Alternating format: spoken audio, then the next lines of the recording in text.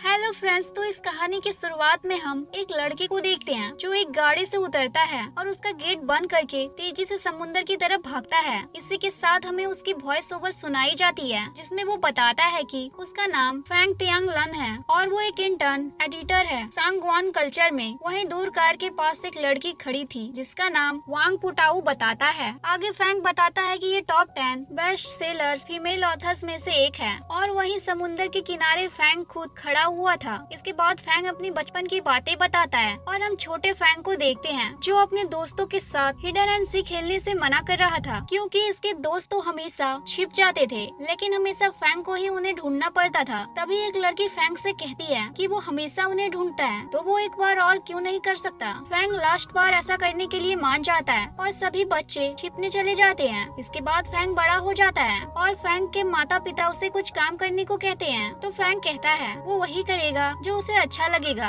अगले दिन हम फैंग को एक इंटरव्यू में देखते हैं जहाँ 3 लोग फैंग का इंटरव्यू लेते हैं। सबसे पहले फैंग से उसकी उम्र पूछी जाती है जिस पर फैंग 25 बताता है। फिर हाइट और वेट पूछी जाती है और ऐसे ही कुछ और सवालों के बाद फैंग को ये जॉब 20,000 की सैलरी पर दे दी जाती है। साथ ही फैंग को बताया जाता है कि ये जॉब ना ही 9 to 9 है और ना ही 12 to 12 है और साथ ही अगर फैंग किसी तरह काम करता रहता है तो उसकी 30% सैलरी बढ़ा दी जाएगी। लेकिन फैंग को इस पर भरोसा ही नहीं हो रहा था कि उसे 20,000 की जॉब मिल गई है। जो फैंग से इंटरव्यू ले रहे थे उसमें से एक आदमी फैंग से कहता है कि उसने 100 लोगों के इंटरव्यू लिए लेकिन फैंग उनमें से सबसे अलग है। अब वो लोग फैंग के पास आकर उससे कहते हैं कि फैंग सबसे बेस्ट है। इसके बाद फैंग बाहर आ जाता है। जब फैंग जा रहा था तो वो वहीं एक कैट को देखता है तो उसे कुछ खाने को दे देता है और ये सब दूर से वो लोग देख रहे थे जिन्होंने फैंग का इंटरव्यू लिया था। इसके बाद फैंग वांग नाम की एक राइटर के घर आ जाता है जहाँ गेट बजाने के बाद वहाँ एक बूढ़ी औरत बाहर आती है। फैंग उससे वांग के बारे में पूछता है तो वो औरत उससे कहती है कि वही वांग है, लेकिन उसके बोलने के तरीके से फैंग समझ जाता है कि वो वांग नहीं है और तभी वो बूढ़ी औरत उसे धक्का मारकर गेट से बाहर कर देती है जिससे फैंग नीचे गिर जाता है। वहीं हम वांग को देखते हैं जो बड़े आराम से बैठकर सीसीटीवी में फैंग को देख रही थी। तभी फैंग के ऊपर तेजी से कोई लाइट आती है। दरअसल वांग ने दरवाजा खोल दिया था और वो उसे अंदर लाती है और उससे पूछती है कि वो क्यों आया है। फैंग उसे बताता है कि उसे एक बुक लिखवानी है, लेकिन वांग उसे बताती है कि उसने बुक लिखना छोड़ दिया है। वांग दुखी होते हुए कहती है कि उसके फादर। वांग आगे कुछ नहीं कहती, इसलिए फैंग फादर की बात सुनकर वांग से माफी मांगता है और वहाँ से जाने लगता है। तभी वांग उसे रोकती है और बातें करते करते फैंग के बहुत करीब चली जाती है। फैंग बहुत ज्यादा अनकंफर्टेबल होते हुए वांग को बताता है कि वो लोगों से बात करते हुए उनके सामने झूठ नहीं बोल पाता। वांग उससे कहती है कि वो बहुत ज्यादा सीधा है। वांग कहती है कि वो उसके जैसे ही किसी इंसान को ढूंढ रही थी। तभी फैंग वांग से कहता है कि वो उनके फादर के बारे में बताने वाली थी। वांग कहती है हाँ, उसके फादर अभी जिंदा हैं। इसके बाद वांग फैंग से उसकी कार ढूंढ कर लाने को कहती है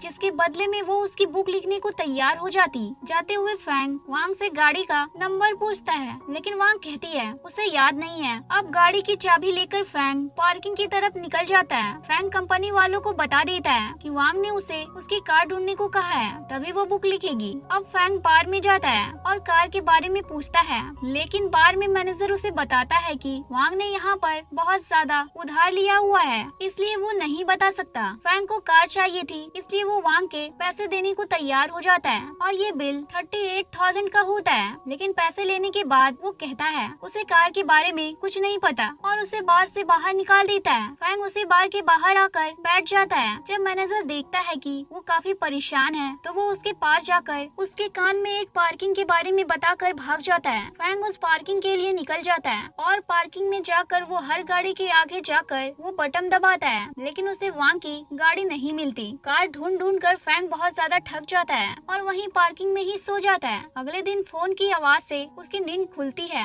और फैंग देखता है ये कंपनी वालों का कॉल था और फैंग उससे कहता है वो ये काम और नहीं कर सकता, लेकिन कंपनी वाला बंदा कहता है कि वो उसकी सैलरी 25,000 कर देगा, जिसे सुनकर फैंग के अंदर और एनर्जी आ जाती है और वो वापस से कार ढूंढने लग जाता है। लेकिन फिर से उसकी हालत खराब हो जाती है और वो एक जगह बैठ जाता है। तभी वहाँ वांग आती है और उसके पीछे से एक फोटो क्लिक कहती है। फिर वो फैंग से चाबी लेकर उसका बटन दबाती है। दरअसल फैंग वांग की गाड़ी के सामने ही बैठा था, लेकिन उसकी चाबी की बैटरी खत्म हो चुकी थी। वांग उसकी बैटरी चेंज करती है और कार स्टार्ट करती है। फैंग यहाँ बहुत ज्यादा गुस्सा हो जाता है क्योंकि वो 2 दिन से कार ढूंढ रहा था। वांग उससे कहती है कि उसे उसकी कोशिश अच्छी लगी, इसलिए वो उसे एक और मौका देना चाहती है। और वो कहती है कि उसके फादर बीमार हैं, इसलिए उसे घर जाना है। इसके लिए फैंग मान जाता है क्योंकि उसे काम की अभी बहुत जरूरत थी। फैंग वांग से पूछता है उसका घर कहाँ है। वांग बताती है किंगहाई। ये सुनकर फैंग हैरान होता है क्योंकि वो अभी बेजिंग में थे। फैंग हमें वॉइस ओवर के जरिए बताता है कि बेजिंग से किंगहाई की दूरी लगभग 2367 किलोमीटर है। इसके बाद हम वांग को उसी बार मैनेजर के साथ बैठकर ड्रिंक करते हुए देखते हैं और फैंग बेचारा काम कर रहा था बार में, लेकिन फैंग को अब गुस्सा आ जाता है और वो तेजी से वांग की तरफ जाता है, लेकिन वांग उसका हाथ पकड़ लेती है और उसे अपनी बाहों में ले लेती है और फिर नीचे गिरा देती है। इसके बाद हम उन दोनों को बार के बाहर देखते हैं जहाँ फैंग वांग से कह रहा था कि उसने उसे अपनी कार ढूंढने को कहा, उसने उसे टॉर्चर किया, उससे काम करवाया और घर का बोलकर वो बार में ड्रिंक करने आ गई और साथ ही ये भी कहा कि उसके पिता बीमार हैं। वांग उदास होकर फैंग से कहती है कि वो अब नहीं लिख सकती क्योंकि वो जब भी कंप्यूटर के सामने बैठती है तो उसके मन में बहुत सी बातें आने लग जाती है। वांग ये भी बताती है कि उसके फादर बीमार नहीं है। साथ ही वांग कहती है कि उसने अपनी माँ को बचपन में ही खो दिया था। फैंग हैरान होकर कहता है क्या? इसके बाद दोनों ही एक दूसरे का हाथ पकड़कर कार की तरफ भागते हैं। इसके बाद हम दोनों को कार में देखते हैं जहाँ फैंग हमें बता रहा था कि उसे वांग के साथ 50 घंटे हो चुके हैं, लेकिन वांग बिल्कुल भी दुखी नहीं लगती। हम वांग को देखते हैं जो कार में मेकअप कर रही थी और फैंग उसे देख रहा था। इसके बाद वांग अपनी पहली कहानी बताना शुरू करती है। साथ ही फैंग एक रिकॉर्डर चालू करके रख देता है। कहानी की शुरुआत होती है और हम एक इन्फ्लुएंसर को देखते हैं जो किसी सामान का स्पॉन्सर कर रही थी और ये काफी खूबसूरत भी थी। इसके बाद हम एक और लड़की को देखते हैं जो सो रही थी। इसका नाम लू जियून है। इसकी आँख इसके फोन बजने के कारण से खुल जाती है और जब फोन देखती है तो ये उसी इन्फ्लुएंसर को देखती है जिसे हमने कहानी की शुरुआत में देखा था। इसका नाम मेंग मेंग होता है। दरअसल लू जियून मेंग मेंग की तरह जिंदगी को जीना चाहती थी। लू जियू उठते ही सबसे पहले अपनी राशि देखती है जिसमें बताया जाता है कि इसका दिन आज अच्छा रहेगा और आज इसका फेवरेट कलर रेड होता है। इसके बाद लू जियून एक ब्लाइंड डेट के लिए एक 5 स्टार होटल में आ जाती है और ये डेट लू जियून ने किसी वेबसाइट या ऐप के जरिए कंफर्म की थी। जब लू जियून होटल पहुंचती है तो वो बहुत खुश होती है, लेकिन तभी उसे उस लड़की का कॉल आता है जिसके जरिए लू जियून वहाँ आई थी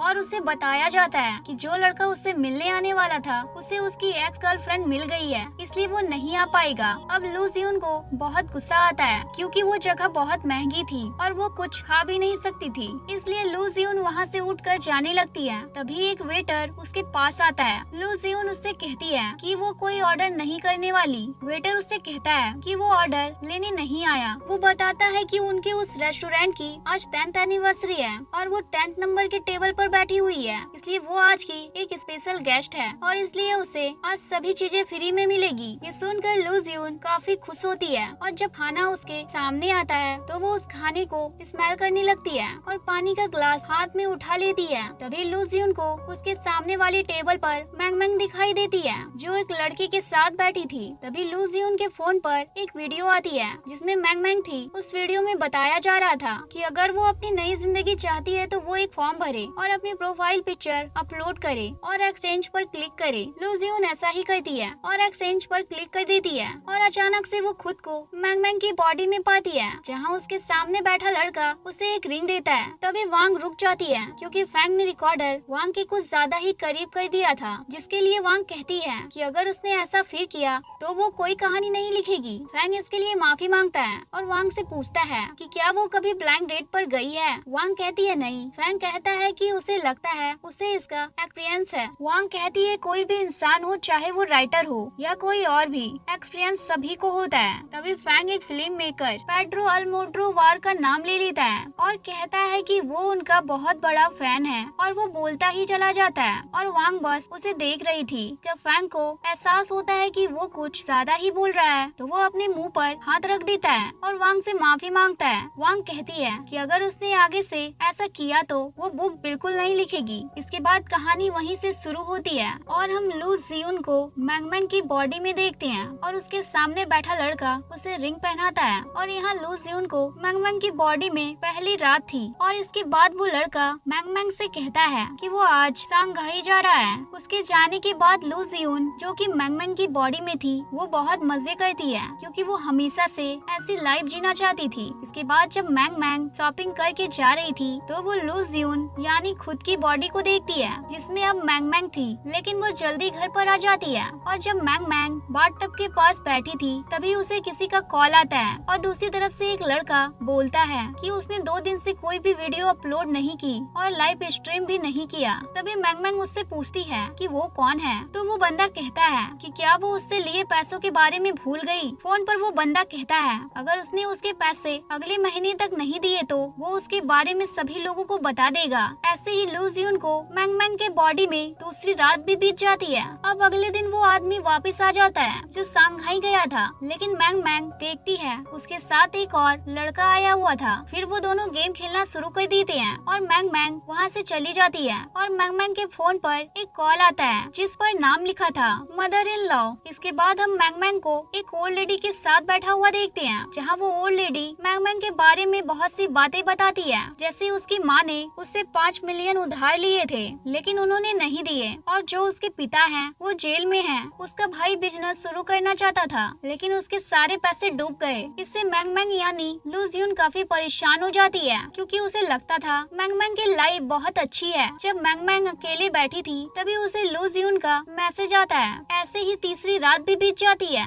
अब अगले दिन दोनों एक जगह मिलते हैं जहाँ लू जियून जिसकी बॉडी में मैंग मैंग थी वो लू जियून से कहती है कि उसे अब पता चल गया होगा कि उसकी लाइफ कैसी है हकीकत में। वो लू जियून को बताती है कि जो लड़का उसे कॉल करता है उसने उसे धोखा दिया था और अब वो उसे ब्लैकमेल करता है लाइव स्ट्रीम करने के लिए। लू जियून जिसकी बॉडी में मैंग मैंग थी वो लू जियून से लाइव स्ट्रीम करने को कहती है क्योंकि मैंग मैंग इसी तरह से सभी के उधार पैसे दे सकती थी, जिसके लिए मैंग मैंग लू जियून को 10 मिलियन देने के लिए भी हाँ कर देती है। इसलिए लू जियून अगले दिन ही लाइव स्ट्रीम शुरू कर देती है। और जब मैंग मैंग एक ब्रांड का प्रमोशन कर रही थी तो वो वहाँ देखती है उसके कहने से ही उस प्रोडक्ट की सेल दुगनी हो गई थी। इससे लू जियून जो मैंग मैंग की बॉडी में थी वो बहुत खुश होती है। इसके बाद हमें चौथी रात का समय दिखाया जाता है जहाँ मैंग मैंग अकेले बैठी थी। तभी उसके फोन पर एक मैसेज आता है जिसमें उसे बताया जाता है कि उसका एक्सचेंज एक्सपीरियंस 24 घंटों में खत्म हो जाएगा। साथ ही एक ऑप्शन और दिया जाता है, वो चाहे तो वो हमेशा के लिए उस बॉडी में रह सकती है। मैंग मैंग सोच रही थी कि वो अब क्या करे, तभी उसे उसी बंदे का कॉल आता है और वो मैंग मैंग की लाइफ की तारीफ कर रहा था जिससे उसे अच्छा लगता है। इसके बाद हमें 5वीं रात का समय दिखाया जाता है और ये लू जियून का मैंग मैंग की बॉडी में आखिरी दिन था और वो अब भी यही सोच रही थी उसे क्या करना चाहिए, लेकिन आखिर में वो परमानेंट उस बॉडी में रहने का फैसला कर लेती है। मैंग मैंग परमानेंट बॉडी मिलने पर बहुत ज्यादा खुश होती है क्योंकि वो अब वो सब कर सकती थी जो वो लू जियून बनकर नहीं कर सकती थी। वो शॉपिंग करती है, बार में ड्रिंक करती है और लाइफ बहुत एंजॉय करती है। लेकिन एक दिन वो अपने मैनेजर के साथ बैठी थी तभी वो एक एग्रीमेंट देखती है जिसमें 20% फंड में देने के लिए लिखा था। इससे मैंग मैंग को बहुत ज्यादा हैरानी होती है क्योंकि उसने नहीं सोचा था उसका मैनेजर उसके साथ ऐसा करेगा। मैनेजर को भी अब गुस्सा आ जाता है और वो मैंग मैंग के सारे पेपर्स फेंक देता है और कहता है कि उसने उसके लिए बहुत कुछ किया है, उसके लिए 10 मिलियन खर्च करे, उसे उसके पति से मिलवाया। ये बात कर ही रहे थे कि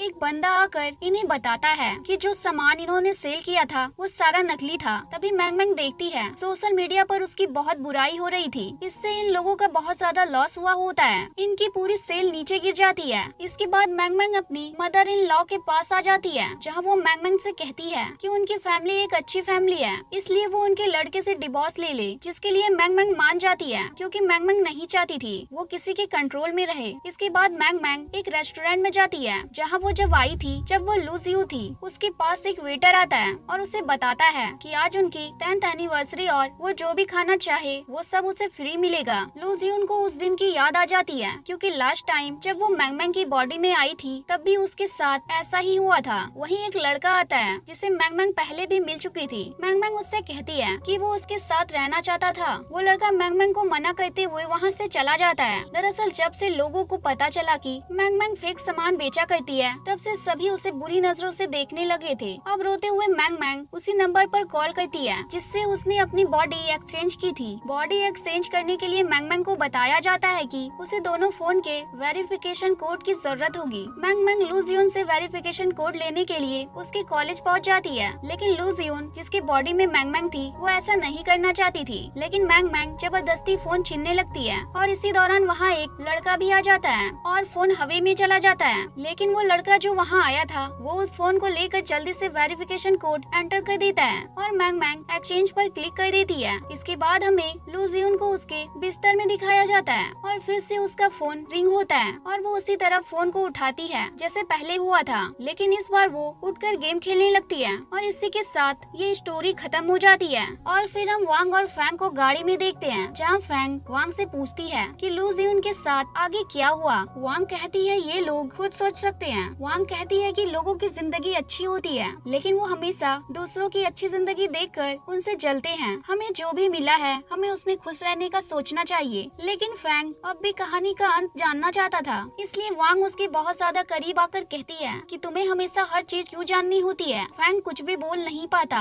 और फिर वांग बाहर चली जाती है। थोड़ी ही देर में वो भागती हुई फैंग के पास आती है और उसे जल्दी से गाड़ी चलाने को कहती है। फैंग पूछता है क्या हुआ, लेकिन वांग नहीं बताती। जब वो गाड़ी से उतरते हैं तो वांग फैंग को कुछ कैंडी खाने को देती है और फैंग को समझ आ जाता है वांग ने कैंडी चुराई थी, इसलिए वो वहाँ से भागी थी। फैंग को ये बहुत ज्यादा गलत लगता है, इसलिए वो वांग से वापस चलने को कहता है ताकि वो दुकान वाले को पैसे दे सके। पैसे देने के बाद जब फैंग बाहर आता है तो वो वांग को फिर से बबल गम खाते हुए देखता है और गाड़ी में जाकर हॉर्न बजाता है। तभी हम वहाँ वांग के कहानी वाले आदमी को देखते हैं जो मैंग मैंग का पति था कहानी में। इसके बाद वो गाड़ी में फ्यूल डलवाता है। जब वांग अपना कार्ड निकाल रही होती है तो उसे उससे एक छोटा सा टेडी भी मिलता है जिसे वो बाहर फेंक देती है, लेकिन फैंग को ये सही नहीं लगता तो वो उसे वापस उठा लेता है। वांग उससे कहती है अगर वो उस टेडी को अंदर लाया तो वो कोई कहानी नहीं लिखेगी, इसलिए फैंग को वो टेडी वहीं रखना पड़ता है। उनके जाने के बाद हमें एक फ्लैशबैक दिखाया जाता है जहाँ हम देख पाते हैं वो टेडी वांग को उसी आदमी ने दिया था जिसे हमने थोड़ी देर पहले देखा था। अब दोनों एक रेस्टोरेंट में आ जाते हैं जहाँ फैंग को कंपनी वाले बंदे का कॉल आता है जिससे फैंग कहता है कि उससे अब और काम नहीं होगा,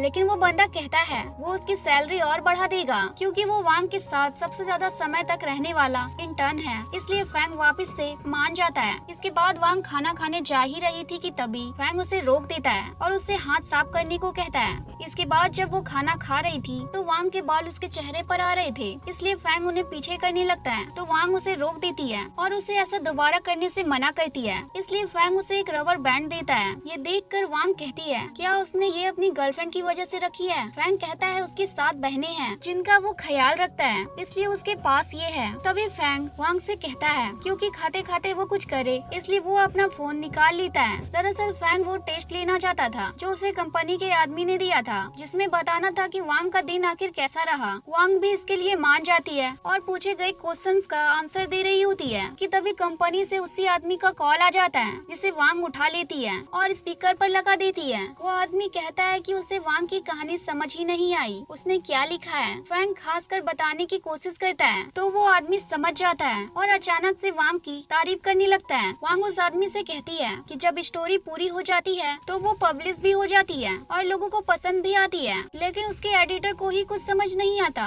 कंपनी वाला आदमी कहता है कि उनकी कहानियाँ हमेशा अच्छी होती है और जल्दी से फोन कट कर देता है। इसके बाद वांग फैंग की तरफ देखती है तो फैंग कहता है कि अब वो क्या करेगा। फैंग वांग को समझा ही रहा होता है कि वो दोनों ही परेशान हैं, लेकिन जल्दी ही सब ठीक हो सकता है। तभी अचानक से फिर से टीम लीडर का मैसेज आ जाता है जिसे वांग पढ़ती है, जिसमें लिखा था कि वांग से वो टेस्ट मत लेना। अब थोड़ी देर दोनों एक दूसरे को देखते हैं और फैंग जल्दी जल्दी खाना खाने लगता है। वांग उसे बस देख रही थी। इसके बाद दोनों आगे के सफर के लिए निकल जाते हैं। फैंग वांग से कहता है कि अब भी उन्हें किंग हाई पहुंचने में लगभग 3 दिन या ज्यादा भी लग सकता है, इसलिए वो एयरप्लेन से नहीं जा सकते क्या। जिस पर वांग गुस्सा होते हुए कहती है कि वो बोलता ही क्यों रहता है, वांग आप ये नहीं करते, वांग आप वो क्यों नहीं करते। इस पर फैंग कहता है कि ये मत बोलो, वो मत बोलो। अब ये सुनकर वांग कहती है तो तुम अब धमकी देना भी सीख गए। इसके बाद वांग थोड़ा सा शांत होकर फैंग से कहती है कि वो बहुत ज्यादा मेहनत कर रहा है लेकिन किसी को नहीं पता। फिर वांग अपनी ही एक नई कहानी शुरू करती है। इस कहानी का नाम था लंच टाइम। कहानी की शुरुआत में हमें एक युवान नाम की लड़की को दिखाया जाता है जो अभी ग्रेजुएट हुई थी। इसके बाद हम देखते हैं उसे उसके डैड का कॉल आता है जो उससे कहते हैं कि उसका काम कैसा चल रहा है? क्या उसने कोई नया दोस्त बनाया? दरअसल युवान जो थी वो बहुत ज्यादा मेहनती लड़की होती है।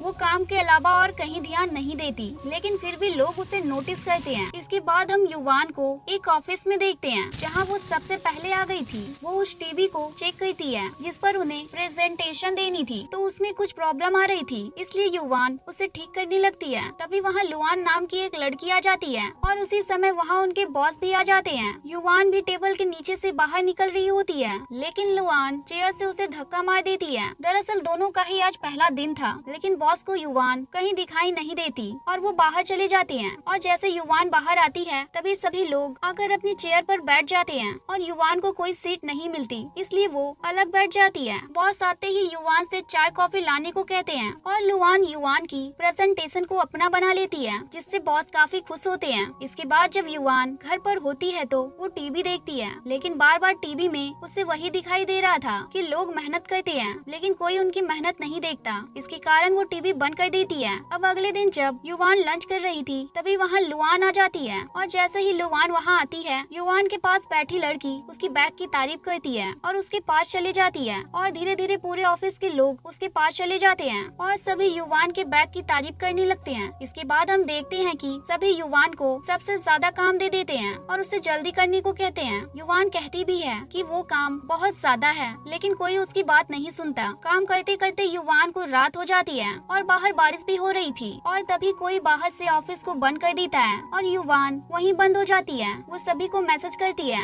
आवाज लगाती है, लेकिन कोई मदद के लिए नहीं आता। युवान ने ग्रुप में मैसेज किया होता है, लेकिन सभी लोग वहाँ भी लुआन की ही तारीफ कर रहे थे। तभी युवान को शीशे में उसकी परछाई नजर आती है जो युवान से कह रही होती है कि वो इतनी मेहनत करती है लेकिन कोई उसे नहीं देखता। उसकी परछाई उसे बार बार कहने लगती है कोई उसे नहीं देखता। इससे युवान परेशान हो जाती है और उस खिड़की को ही तोड़ देती है और फिर वहाँ एक चेयर लगाती है। ऐसा लग रहा था जैसे वो सुसाइड करने जा रही है। फिर हम एक छोटे टेडी को नीचे गिरा हुआ देखते हैं और उसे युवान आकर उठाती है। इसके बाद हमें अगले दिन का समय दिखाया जाता है जहाँ युवान छत पर से आती है तो सभी एम्प्लॉयज उसके पास आते हैं, जिन्हें युवान बताती है कि कल पूरी रात उसने इंतजार किया लेकिन कोई उसे वहाँ से निकालने नहीं आया। सभी अलग अलग बहाने बनाने लगते हैं। तभी एक बंदा कहता है कि लुआन कल रात यहीं थी तो उसने मदद क्यों नहीं की। सभी उसकी तरफ गुस्से से देखते हैं। इसके बाद बॉस युवान को बुलाते हैं और उससे कहते हैं कि उसने रात भर काम किया, ये सही नहीं, और उसने खिड़की भी तोड़ दी। युवान को लगता है बॉस डांटेंगे, लेकिन ऐसा नहीं होता। वो युवान को माफ कर देते हैं। जाते हुए वो युवान के कुछ पेपर्स देखते हैं तो उन्हें पता चलता है कि युवान किंग यूनिवर्सिटी टॉप करने वाली स्टूडेंट है, इसलिए ऑफिस में अब उसकी जगह बदली जाती है और जिस जगह अब युवान थी सभी उसे देखते हैं, उस पर ध्यान देते हैं, जिससे युवान को अच्छा लगता है। इसके बाद सभी की एक मीटिंग होती है जिसमें बताया जाता है कि जो एम्प्लॉय ऑफ द मंथ होगा उसे इस महीने डबल बोनस मिलेगा। अब युवान को लगता है ये उसे ही मिलेगा, लेकिन ऐसा होता नहीं, ये लुआन को मिल जाता है, जिससे युवान को बहुत ज्यादा बुरा लगता है। मतलब यही था कि अब भी उसकी मेहनत कोई नहीं देख रहा था। तभी बॉस युवान से पानी लाने को कहते हैं और सभी मजे कर रहे होते हैं और युवान सभी को दूर से देख रही थी। इसके बाद जब युवान घर जा रही थी तो वो नोटिस करती है कोई उसका पीछा कर रहा है। वो जल्दी से भागकर अपने रूम में आ जाती है और वो आदमी उसे बाहर से लगातार देख रहा था। फिर वो एक कार्ड देकर वहाँ से चला जाता है। इसके बाद हम युवान को ऑफिस में देखते हैं जहाँ वो काम कर रही थी और वहीं लुआन भी बैठी थी जो सभी के लिए कुछ लाई थी, इसलिए सब उसके पास आ जाते हैं। तभी वो लोग स्टॉकर के बारे में बात करने लगते हैं कि आजकल एक स्टॉकर लड़कियों का पीछा कर रहा है। तभी युवान सभी को बताती है कि कल रात उसका भी एक स्टॉकर ने पीछा किया था। ये सुनकर सभी लोग युवान के पास आते हैं और कहते हैं कि अगर मदद चाहिए तो वो उन्हें बता सकते हैं। इसके बाद सभी पूछते हैं कि वो दिखता कैसा है। युवान बताती है कि उसे एक अनजान कुरियर भी आया था। युवान सभी को उस कुरियर की फोटो दिखाती है जिसमें वही टेडी था जो लुआन के पास था। सभी कहते हैं ये लुआन के जैसा है और जब लुआन वहाँ आती है तो सभी लुआन से दूर चले जाते हैं। ऑफिस ग्रुप चैट में सभी लुआन की बुराई करने लगते हैं कि कहीं लुआन तो ये सब नहीं कर रही। युवान भी लिख देती है कि लुआन ने उसे रात को ऑफिस में भी बंद कर दिया था। अब बॉस युवान को ऑफिस में बुलाते हैं और स्टॉकर के बारे में पूछते हैं। वो पुलिस में कंप्लेन करने के लिए भी कहते हैं, लेकिन युवान मना कर देती है, इसलिए वो कहते हैं वो उसे घर छोड़ देंगे। शाम को काम खत्म करने के बाद बॉस युवान से उसके साथ चलने को कहते हैं और सभी ये सुनकर हैरान होते हैं। जब युवान रूम की तरफ जा रही थी तभी उसे वो स्टॉकर फिर से दिखाई देता है। वो जल्दी से अपने रूम में जाकर अपने रूम को बंद कर लेती है। तभी उसे घर में वही छोटे टेडी बियर नजर आते हैं और जब वो रूम की लाइट जलाती है तो वहाँ कुछ भी नहीं होता। इसके बाद हम लुआन और युवान को एक साथ देखते हैं क्योंकि युवान को लग रहा था लुआन ही उसका पीछा करती है। लुआन यहाँ बताती है कि पहले दिन जब वो आई थी उसे नहीं पता था वो टेबल के नीचे है। युवान कहती है कि उसने उसके घर सामान भेजा उसे डराने के लिए। लुआन कहती है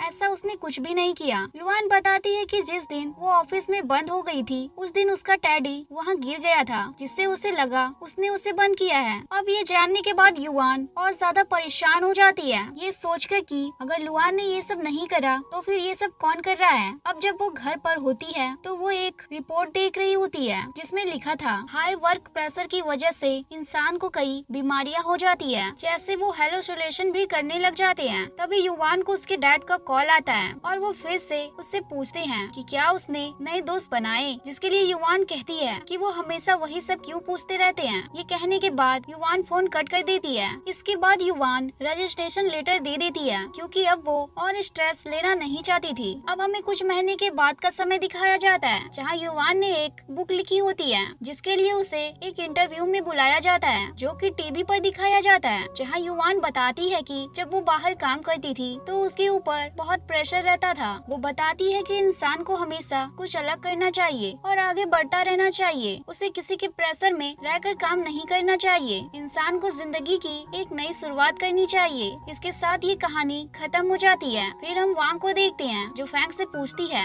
एडिटर होने पर वो क्या सोचता है या उसके लिए क्या चीज इम्पोर्टेंट है। फैंग कहता है कि वो उसका एडिटर है, यही उसके लिए सबसे अच्छी बात है। ये कहते ही वांग फैंग की तरफ देखने लगती है। फैंग कहता है कि वो पहली बार एडिटर की जॉब कर रहा है। तभी वांग कहती है कि क्या उससे किसी ने बताया नहीं, उससे पहले 88 एडिटर्स उसकी कार में आ चुके हैं। फैंग बोलता है उनके साथ क्या हुआ। वांग कहती है वो सारे बेवकूफ थे, उन्हें कुछ समझ नहीं आता था। उनमें से उसे कुछ कभी नहीं दिखे और कुछ समुंदर में डूब गए। ये सुनकर फैंग डरने लगता है। इसके बाद वांग रास्ते में जब कार से उतरती है तो फैंग कुछ कैट्स के पास चला जाता है। तभी वहाँ वांग आइसक्रीम लेकर आ जाती है और फैंग उससे कहता है उसे उन छोटी कैट्स को कुछ खाने को देना चाहिए, उन्हें अच्छा लगेगा। इस पर वांग कहती है कि वो आज तो खा लेंगे लेकिन कल क्या खाएंगे। वो सोचेंगे तुम फिर से खाना खिलाने आओगे, तब उन्हें कैसा लगेगा जब तुम उनके पास नहीं आओगे। उन्हें फिर से कचरे से खाना ढूंढना पड़ेगा। ये कहकर वांग वहाँ से चली जाती है तो फैंग पीछे से उसे देखता हुआ सोचता है क्या वांग भी कभी इन कैट्स की जैसी ही थी, बिल्कुल अकेली। इसके बाद फैंग वांग के पास आता है और दोनों आगे के सफर पर निकल जाते हैं। जब ये रास्ते में पीते हैं तो फैंग कहता है उन्हें थोड़ा रुकना चाहिए क्योंकि वो पूरा दिन गाड़ी चलाकर थक गया है। वो बताता है कि वो